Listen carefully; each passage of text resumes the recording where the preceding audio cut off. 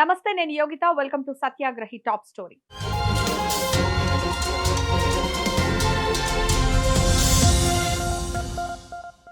తెలంగాణ రాజకీయాల్లో ఇప్పుడు ఒక నిశ్శబ్దం కనిపిస్తోంది. కానీ అది ప్రశాంతత కాదు. ఒక భారీ సునామీకి ముందు వచ్చే నిశ్శబ్దం.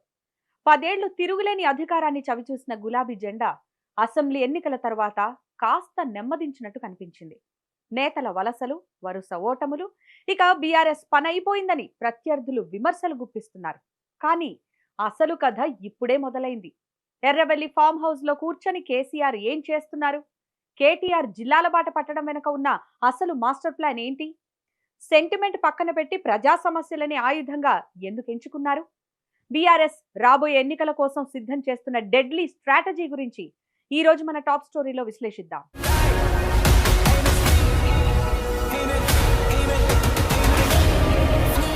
తెలంగాణ గడ్డపై ఇప్పుడు కనిపిస్తున్నది సాధారణ ప్రశాంతత కాదు. 10 ఏళ్ల పాటు అధికారాన్ని శాసించిన ఒక మహావృక్షం తాత్కాలికంగా కొమ్మలు వాల్చినట్టు కనిపిస్తున్న వేర్లు మాత్రం భూమిలో ఇంకా బలంగానే ఉన్నాయి. గెలుపు గుర్రాల వలసలు, వరుస ఓటములతో బీఆర్ఎస్ పనైపోయిందని ప్రత్యర్థులు సంబరాలు చేసుకుంటున్న వేళ ఎర్రవెల్లి ఫామ్ హౌస్ నుంచి వెలువడుతున్న సంకేతాలు వేరేలా ఉన్నాయి. చరిత్రలో ఏ గొప్ప పోరాటమైనా ఒక భారీ వెనకడుగు తర్వాతే మొదలవుతుంది. కేసీఆర్ మౌనం వెనక ఉన్న ఆ డెడ్లీ స్ట్రాటజీ ఏంటి? కాంగ్రెస్ ప్రభుత్వ అధికారంలోకి వచ్చి 2 ఏళ్లు గడుస్తున్న క్షేత్రస్థాయిలో పరిస్థితి గోరంత దీపం కొండంత అలజడి అన్నట్లుగా ఉంది. రేవంత్ రెడ్డి తన మార్క్ పాలన చూపించాలనుకుంటున్నా ఆచరణలో అనేక అడ్డంకులు ఎదురవుతున్నాయి. గతంలో కేసీఆర్ ప్రవేశపెట్టిన రైతు బంధు ఏ కండిషన్లు లేకుండా నేరుగా రైతుల ఖాతాల్లోకి చేరేది. కానీ ఇప్పుడు రైతు భరోసా పేరుతో ఇస్తామన్న 15,000 రూపాయల ఊసేలేదు. సాగు భూమి ఉన్న ప్రతి రైతుకు ఇస్తామని చెప్పి ఇప్పుడు నిబంధనల సాకుతో లక్షలాది మందిని పక్కన పెట్టడం రైతుల్లో తీవ్ర అసంతృప్తికి దారితీసింది. 2 లక్షల రూపాయల రుణమాఫీ ఏకకాలంలో చేస్తామన్న హామీ టెక్నికల్ ఇబ్బందుల పేరుతో సగం మంది రైతులకు కూడా అందలేదు. బ్యాంకుల చుట్టూ తిరుగుతున్నా ఫలితం లేక రైతులు నిరాశలో ఉన్నారు. అప్పుడు కేసీఆర్ ఇచ్చిన 10,000 రూపాయలైనా సమయానికి వచ్చేవి అనే చర్చ పల్లెల్లో మొదలైంది. నెలకు 4,000 రూపాయల నిరుద్యోగ భృతి ఊసేలేదు. జాబ్ క్యాలెండర్ విషయంలోనూ అభ్యర్థుల్లో అసంతృప్తి నెలకొంది.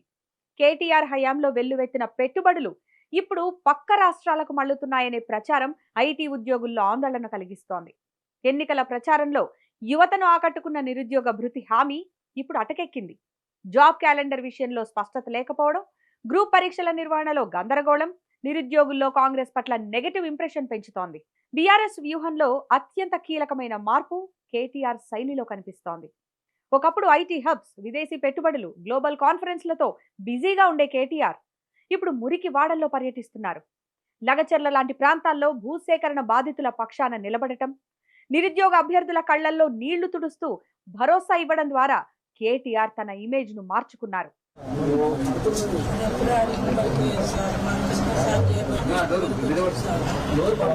హైదరాబాద్ బ్రాండ్ అంబాసిడర్ నుంచి తెలంగాణ ప్రజా గొంతుకగా ఆయన మారుతున్న తీరు పార్టీకి ప్లస్ పాయింట్.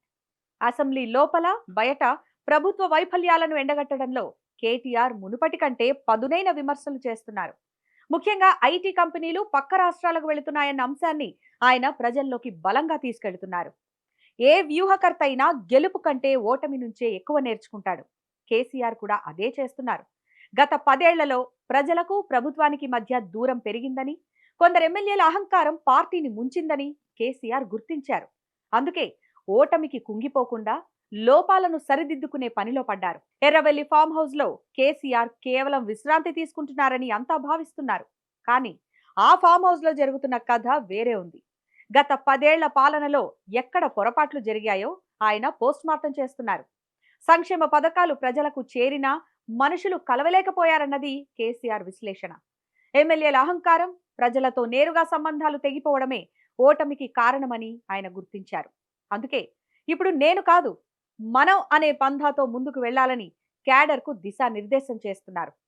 ఒకప్పుడు ప్రభుత్వం చేసిన అభివృద్ధిని మాత్రమే చెప్పుకున్న బీఆర్ఎస్ సోషల్ మీడియా ఇప్పుడు ప్రభుత్వం చేస్తున్న తప్పులను చీల్చి చెండాడుతోంది. ధరల పెరుగుదల, కరెంటు కోతలు, తాగునీటి ఎద్దడి వంటి చిన్న సమస్యలను కూడా మీమ్స్, వీడియోల ద్వారా జనాల్లోకి తీసుకెళ్తున్నారు. కేసీఆర్ ఉంటే బాగుండేది అనే సెంటిమెంట్ ను బలంగా నాటుతున్నారు. సీనియర్ నేతలు పార్టీ మారుతున్నా కేసీఆర్ చెక్కు చెదరని ధైర్యంతో ఉన్నారు. పదవుల కోసం వెళ్లే వారిని ఆపడం కంటే కష్టకాలంలో పార్టీతో ఉండే వారికి ప్రాధాన్యత ఇవ్వాలని ఆయన నిర్ణయించుకున్నారు. వచ్చే స్థానిక సంస్థల ఎన్నికల్లో 60% పైగా యువతకు, కొత్త ముఖాలకు టికెట్లు ఇవ్వబోతున్నారు. ప్రతి గ్రామంలో గులాబీ సైన్యాన్ని మళ్లీ నిర్మించడం ద్వారా పార్టీని క్షేత్రస్థాయి నుంచి బలోపేతం చేస్తున్నారు. పెద్ద తలకాయలు వెళ్లినా ఓటు బ్యాంకు మాత్రం స్థిరంగా ఉందని సర్వేలు చెప్తున్నాయి. తెలంగాణ రాజకీయాల్లో ఏది శాశ్వతం కాదు. రేవంత్ రెడ్డి తన దూకుడుతో పాలన సాగిస్తున్నా క్షేత్రస్థాయిలో పెరుగుతున్న అసంతృప్తి కేసీఆర్ కు వరంగా మారుతోంది. బీఆర్ఎస్ ఇప్పుడు కేవలం ఓడిపోయిన పార్టీ కాదు, అది లోపాలను సరిదిద్దుకొని మళ్లీ దాడికి సిద్ధమవుతున్న తుపాకీ. రైతు పోరుబాట, రుణమాఫీ వైఫల్యం, హైదరాబాద్ బ్రాండ్ ఇమేజ్ పడిపోవడం ఇవే ఆ పార్టీకి భవిష్యత్ ఆయుధాలు. మరి కేసీఆర్ వేసిన ఈ డెడ్లీ స్ట్రాటజీ వర్కౌట్ అవుతుందా? రేవంత్ రెడ్డి తన హామీలను నెరవేర్చి ప్రజల మనసు గెలుచుకుంటారా? లేక గులాబీ జెండా మళ్లీ సగర్వంగా ఎగురుతుందా? కాలమే దీనికి అసలైన సమాధానం చెప్పాలి.